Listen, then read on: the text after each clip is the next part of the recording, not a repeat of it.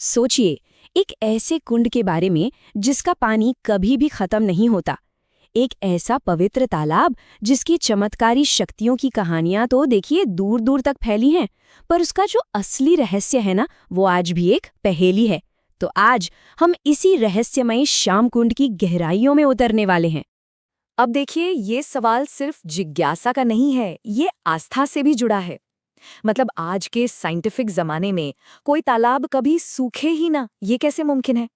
क्या इसके नीचे कोई जबरदस्त जियोलॉजिकल चमत्कार है, या फिर इसके पीछे कोई दैवीय कहानी छिपी है? तो ये रहस्यमयी जगह है राजस्थान के बहुत ही प्रसिद्ध खाटू श्याम मंदिर में। नाम है इसका श्याम कुंड। वैसे इसे एक और नाम से भी जाना जाता है, बर्बरीक कुंड। और पता है, यही नाम इसके हजारों साल पुराने रहस्य की पहली और सबसे जरूरी कड़ी है। अब इस कुंड के रहस्य को अगर समझना है तो हमें थोड़ा समय में पीछे जाना होगा, बहुत पीछे, सीधा महाभारत काल तक। इसकी कहानी की शुरुआत होती है एक ऐसे चमत्कार से जिसने एक गुमनाम सी जमीन के नीचे दबे एक महान योद्धा के बहुत बड़े राज से पर्दा उठाया। तो हुआ यूं कि मान्यताओं के अनुसार आज जहाँ ये कुंड है ना, वहाँ पहले रोज गायें आकर खड़ी हो जाती थी और बस उनके थनों से अपने आप दूध की धारा बहने लगती थी। अब जब गांव वालों ने ये रोज रोज का अजूबा देखा तो उन्होंने उस जगह को खोदने का फैसला किया और करीब 30 फीट नीचे उन्हें एक बक्सा मिला। उस पर साफ साफ लिखा था बर्बरीक और अंदर अंदर था महाभारत काल के बर्बरीक का असली शीश। लेकिन सबसे चौंकाने वाली बात तो अब हुई। जैसे ही उस शीश को बाहर निकाला गया, ठीक उसी जगह से पानी की एक जबरदस्त धारा फूट पड़ी और बस वही बन गया श्याम कुंड। तो ये तो हुई कुंड की उत्पत्ति की कहानी, जो अपने आप में ही कमाल की है। पर उतनी ही शक्तिशाली है इससे जुड़ी मान्यताएं और चमत्कार। सवाल तो यही उठता है कि भाई, आखिर इस पानी में ऐसा है क्या जो लाखों लोगों को एक उम्मीद, एक विश्वास के साथ अपनी तरफ खींचता है? भक्तों का मानना है कि ये कोई मामूली पानी नहीं है।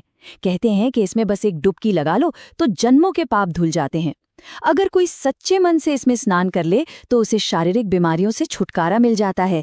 ऐसा लगता है जैसे उसे एक नया शरीर मिल गया हो। ये कुंड हारे हुए निराश लोगों को सफलता का रास्ता दिखाता है। और तो और ये भी माना जाता है कि ये निस्संतान स्त्रियों की गोद भी भर सकता है।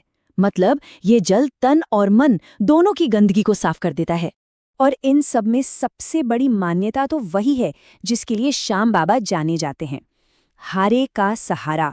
इसका सीधा सा मतलब है हारे हुए का सहारा।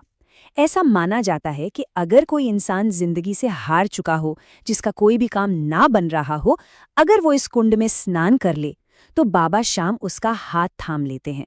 अच्छा, लेकिन रुकिए, श्याम कुंड के जल से भी ज्यादा पवित्र एक और चीज है जो सीधे बाबा के गर्भगृह से, मतलब मेन मंदिर से भक्तों तक पहुंचती है। इसे कहते हैं श्याम जल, और भक्तों के लिए तो ये अमृत के बराबर है। तो ये श्याम जल आखिर है क्या? देखिए, ये वो पवित्र जल है जिससे बाबा के शीश को स्नान कराया जाता है। मतलब इसकी एक एक बूंद श्याम बाबा के मुखड़े को छू कर आती है। और सिर्फ इतना ही नहीं, इसमें बाबा को लगने वाले पवित्र चंदन का लेप भी मिला होता है। इसीलिए भक्तों के लिए ये सिर्फ पानी नहीं है, उनकी आस्था में तो ये बात 100% सच है। श्याम जल अमृत कहलाता है। उनका पक्का विश्वास है कि ये वाकई में अमृत है, और अगर इसका रोजाना इस्तेमाल किया जाए तो बड़ी से बड़ी मुसीबत भी टल सकती है। तो चलिए देखते हैं कि श्याम जल और एक आम पानी में आखिर फर्क क्या माना जाता है। एक तरफ है वो जल जिसने खुद देवता को छुआ है, जिसमें पवित्र चंदन मिला है, और दूसरी तरफ है सादा पानी। भक्तों का मानना है कि श्याम जल में हर बीमारी को ठीक करने की और घर से नेगेटिव एनर्जी को दूर करने की ताकत है। तो फिर भक्त इस अमृत का इस्तेमाल कैसे करते हैं? देखिए, पूरी श्रद्धा के साथ इसे पहले माथे से लगाया जाता है और फिर पिया जाता है, इस विश्वास के साथ कि ये शरीर के सारे कष्ट दूर कर देगा। इसके अलावा इसे घर में, ऑफिस में या दुकान में छिड़का जाता है ताकि सारी नकारात्मकता दूर हो जाए और घर में बरकत आए।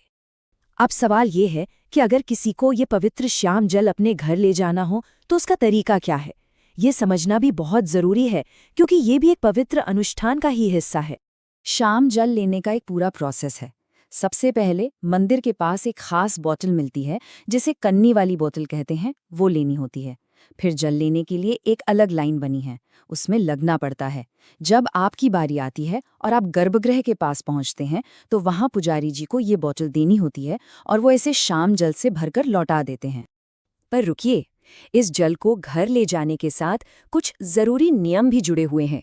इसकी पवित्रता को बनाए रखना सबसे ज्यादा जरूरी है। इसे किसी भी साफ और ऊंची जगह पर ही रखा जाता है।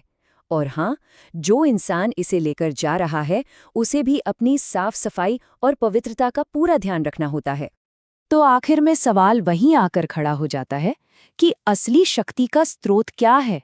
क्या वो खुद पानी है या फिर भक्तों का वो अटूट विश्वास है जो उस पानी को चमत्कारी बना देता है? या फिर वो हजारों साल पुरानी कहानी है जो आज भी लोगों को हिम्मत देती है? इसका जवाब शायद हर किसी के लिए अलग है।